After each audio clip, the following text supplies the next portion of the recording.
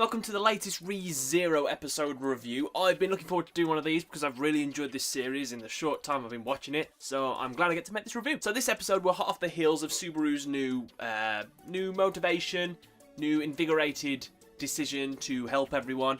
Jumped off that cliff to kill himself, but to kill himself for a good reason, to help everyone, basically. So he's got two goals now that he's at this rewind. He wants to make the maids know that he's a good guy, try and prove it to them, so he's not going to take the day off kind of thing like he did before, so he's going to carry on working for them. He's going to do a good job doing that, and his second thing he needs to do is find this shaman and stop him from killing someone. So they're the goals, but can he do them? Something about this anime that I quite like is some of the subtle things that happens when they don't sort of bring it up. When he did his first run through, when he was learning to be like the handyman kind of thing, and he was like peeling the potatoes like this, and they're like, you should peel them like this. Now, like, it's kind of like subtle references, but you see, like, he peels it the way that she told him, and like they look at him and notice that he's doing a good job about them. That kind of thing I like about this anime. The things that he's accumulated and learned in what to everyone is a day, it's actually like however many times he's been repeating this same day. It's amazing, really, what people can do in a day, I guess. In a repeated day that keeps going over and over, I guess. Now, we learned something very interesting in this episode. We learned that he actually has the potential to use magic, because everyone inside of them has a gate,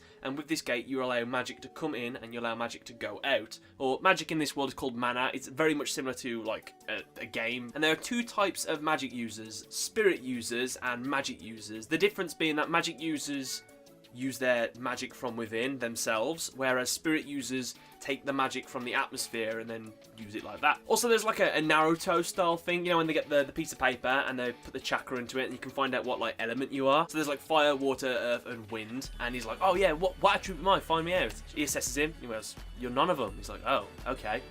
Your shadow. And I'm like, oh, this is pretty cool. So when he discovers that he has darkness powers, the little cat things like, do you want to show you one of the spells? It's a spell that basically blinds people. And he's like, oh, okay, I'll do it. And he blinds him, and basically everything goes black. And while he's in this like black state, I think it was more of like a memory, like kind of like a PTSD, like post-traumatic stress thing from basically everything that's happened. He feels that like hand of death that he experienced before, and he didn't like that at all. Throughout the day as well, we see that he's putting on basically an act that he's really happy and everything's going okay, and he's working himself to the bone. He's working harder and harder and harder. People tell him to rest. He's like, no, I need to do this. Oh, I broke something. I'll go fix that.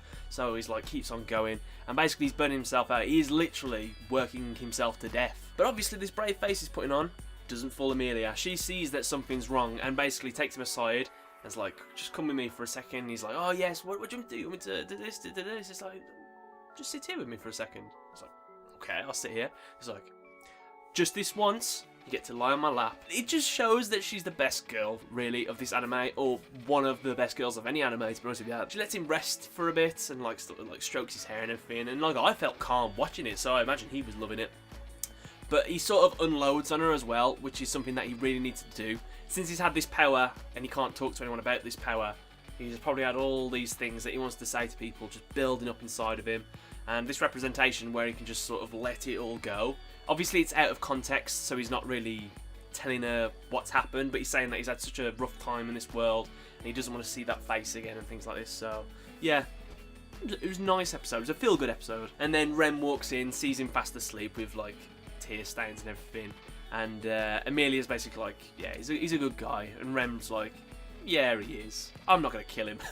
We also learn a bit about curses. Curses in this world, the only way you can use them on people is you have to physically touch them. So he determines that the only time someone could have placed a curse on me was when I went to the village with Rem before. So maybe that means that someone there touched me and that gave me the curse, whereas that one time when Rem went by herself, she got touched by that person and then she got killed by that. So he's going to instead go with her sister, the pink-haired one, to see what basically is going on down there, if there is a shaman there that is placing this curse on him. The only other thing really to say is we learned a little bit more about the jealous witch. We learned that long ago there were like 7 witches, each one was named after the 7 deadly sins, and the one witch called Jealous, she, I imagine, got jealous and devoured all the other ones. It is stated that she never knew love or something like this. No one ever loved her, so this is probably why she was, so jealous. It's also said that she didn't know English or the native language or something, so she couldn't like talk to people. And her looks were described as being elven looking with silver hair, which immediately makes you think of Emilia. So there is obviously going to be some sort of connection between these two. Not too sure what it is just yet. But yeah, that was pretty much the episode. I thought it was fantastic. Really love this series. I hope they continue making it. I hope they like make the whole thing, to be honest with you. Like, I want to see the end of this show. But yeah, let me know what you thought in the comment section below.